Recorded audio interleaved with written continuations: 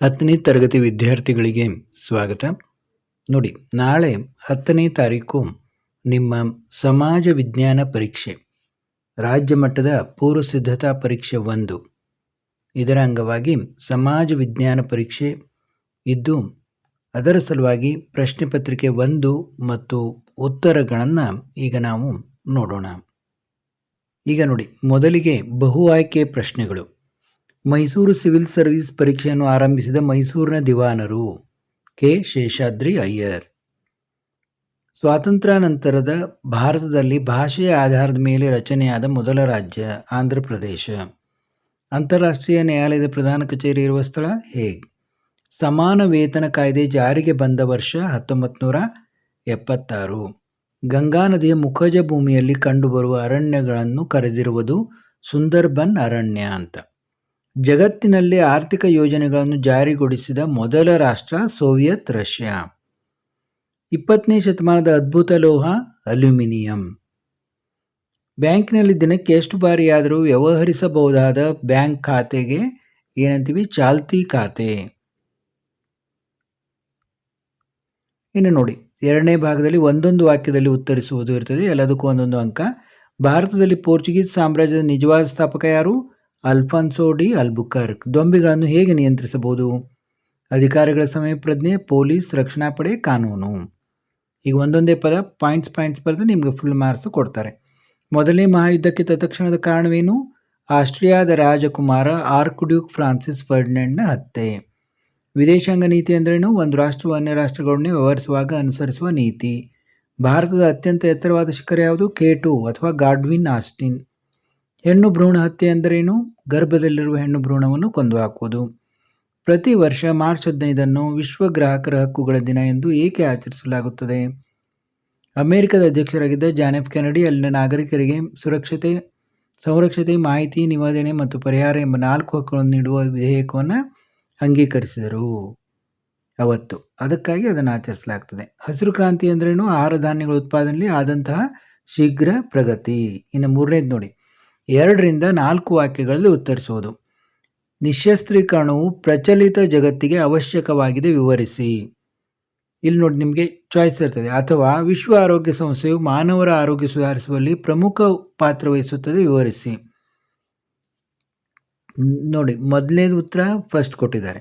ನಿಶಸ್ತ್ರೀಕರಣವು ಪ್ರಚಲಿತ ಜಗತ್ತಿಗೆ ಅವಶ್ಯಕವಾಗಿದೆ, ವಿವರಿಸಿ. ವಿಶ್ವದಾದ್ಯಂತ ಭಯ, ಸೃಷ್ಟಿ, ಯುದ್ಧದ ಸಂಭವನೀಯತೆ, ವಿಶ್ವಶಾಂತಿಗೆ ಸ್ಥಾಪನೆ ಅಡ್ಡಿ, ಆರ್ಥಿಕ ನಷ್ಟ, ಆರ್ಥಿಕ ಸ್ಥಿರತೆ, ಶಸ್ತ್ರಾಸ್ತ್ರಗಳ ತೀವ್ರ ಪೈಪೋಟಿಯನ್ನು ನಿಲ್ಲಿಸಲು.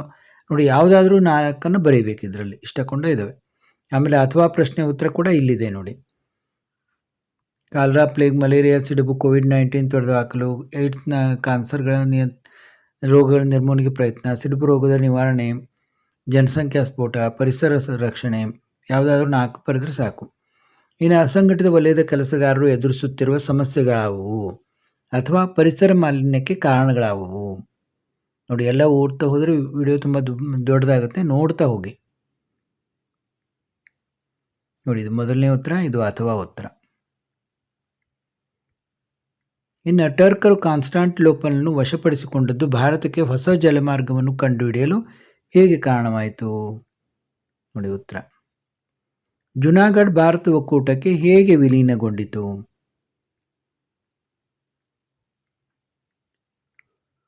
ಖಾರಿಫ್ ಬೇಸಾಯವು ರಬಿ ಬೇಸಾಯಕ್ಕಿಂತ ಹೇಗೆ ಭಿನ್ನವಾಗಿದೆ?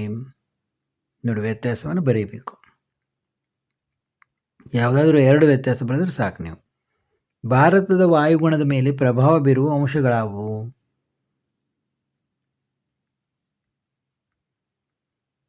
ಪ್ರತ್ಯಕ್ಷ ತೆರಿಗೆ ಮತ್ತು ಪರೋಕ್ಷ ತೆರಿಗೆಗಳ ನಡುವಿನ ವ್ಯತ್ಯಾಸಗಳೇನು?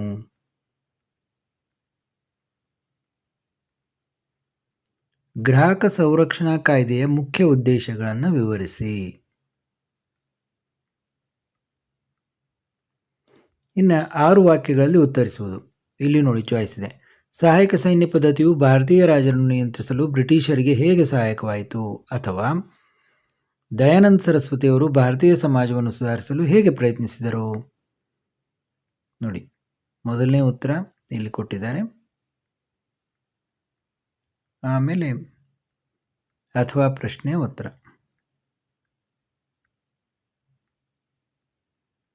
ಎಲ್ಲ ಈಗ ಪಾಯಿಂಟ್ಸ್ ಆಗಿ ಬರೀಬೇಕು ನೀವು ಪರೀಕ್ಷೆಯಲ್ಲೂ. ಉದ್ಯಮಿಗಳ ಗುಣಲಕ್ಷಣಗಳಾವುವು ಅಥವಾ ಅಂಚೆ ಕಚೇರಿಗಳು ನೀಡುವ ಬ್ಯಾಂಕಿಂಗ್ ಸೌಲಭ್ಯಗಳು ಯಾವುವು? ಯಾವುದಾದ್ರೂ ಒಂದು ಬರೆಯೋದು.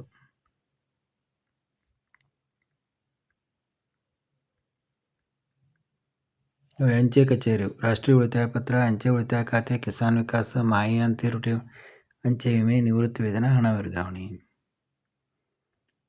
ಮಣ್ಣಿನ ಸವೆತವನ್ನು ತಡೆಗಟ್ಟುವ ವಿಧಾನಗಳಾವು ಅಥವಾ ಅರಣ್ಯಗಳ ಉಪಯೋಗಗಳಾವು?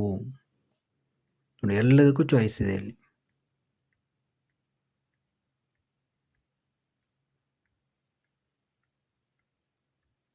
ಗ್ರಾಮೀಣ ಅಭಿವೃದ್ಧಿಯ ಮಹತ್ವವನ್ನು ವಿವರಿಸಿ ಅಥವಾ ಸಾರ್ವಜನಿಕ ಹಣಕಾಸಿನ ಮಹತ್ವವನ್ನು ವಿವರಿಸಿ.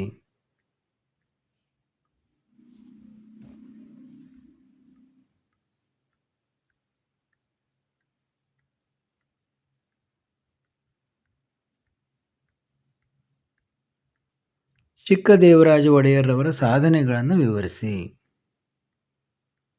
ನೋಡಿ, ಸಾಕಷ್ಟು ಸರಿ ಕೇಳಿದ್ದಾರೆ. ಜವಾಹರ್ಲಾಲ್ ನೆಹರೂರವರು ನವಭಾರತದ ಶಿಲ್ಪಿ ಎಂದು ಗುರುತಿಸಲ್ಪಟ್ಟಿದ್ದಾರೆ, ಸಮರ್ಥಿಸಿ.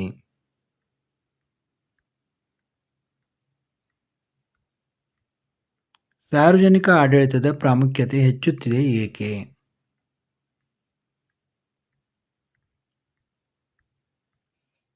ಇತ್ತೀಚಿನ ದಿನಗಳಲ್ಲಿ ಅಸ್ಪೃಶ್ಯತೆ ಆಚರಣೆ ಕಡಿಮೆಯಾಗುತ್ತಿದೆ ಏಕೆ? ಕೈಗಾರಿಕೆಗಳು ಕೆಲವು ಪ್ರದೇಶಗಳಲ್ಲಿ ಮಾತ್ರ ಕೇಂದ್ರೀಕೃತವಾಗಿರುತ್ತವೆ ಏಕೆ? ನೋಡಿ, ಉತ್ತರವನ್ನೆಲ್ಲ ನೋಡ್ತಾ ಹೋಗ್ಬೇಕು ನೀವು. ಇನ್ನು 8ರಿಂದ 10 ವಾಕ್ಯಗಳಲ್ಲಿ ಉತ್ತರಿಸೋದು. 5ನೇ ಭಾಗದಲ್ಲಿ ಭಾರತದಲ್ಲಿ ಬ್ರಿಟಿಷ್ ಶಿಕ್ಷಣದಿಂದಾದ ಪರಿಣಾಮಗಳನ್ನು ವಿವರಿಸಿ ಅಥವಾ ಭಾರತದ ಸ್ವಾತಂತ್ರ್ಯ ಹೋರಾಟದಲ್ಲಿ ಮಂದಗಾಮಿಗಳ ಪಾತ್ರವನ್ನು ವಿವರಿಸಿ.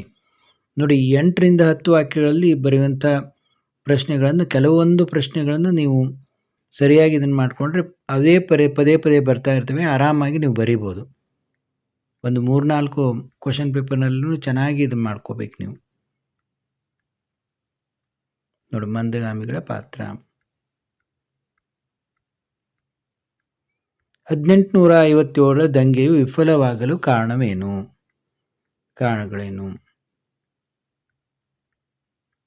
ಇತ್ತೀಚಿನ ದಿನಗಳಲ್ಲಿ ಭಾರತದಲ್ಲಿ ಮಹಿಳೆಯರ ಸ್ಥಾನಮಾನ ಸುಧಾರಿಸುತ್ತದೆ ಏಕೆ?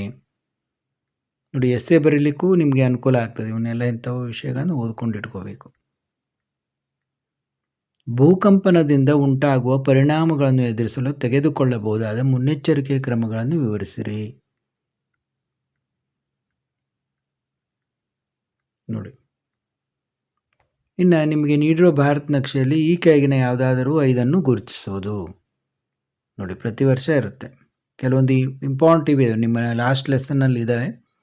ಅವನ್ನೆಲ್ಲ ನೀವು ಗುರುತಿಸ್ಲಿಕ್ಕೆ ಪ್ರಾಕ್ಟೀಸ್ ಮಾಡಬೇಕು.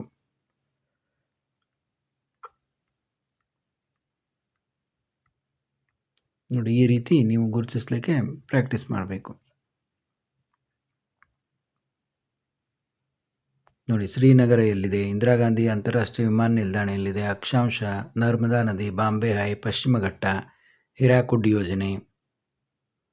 ನೋಡಿ, ಯಾವ್ಯಾವ ಎಲ್ಲೆಲ್ಲಿದ್ದಾವೆ ಅಂತೆಲ್ಲ ಕರೆಕ್ಟಾಗಿ ನೀವು ಏನು ನಿಮ್ಮ ಒಂದು ಆ ಪಾಠದಲ್ಲಿ ಕೊಟ್ಟಿದ್ದಾರಾ ಮತ್ತು ವಿವಿಧ ಈ ಪ್ರಶ್ನೆ ಪತ್ರಿಕೆಗಳಲ್ಲಿ ಕೇಳಿದಾರ ಅವನ್ನಷ್ಟು ಇದನ್ನು ಮಾಡಿದರೆ ಆರಾಮಾಗಿ ಬರೀಬೋದು ನೀವು.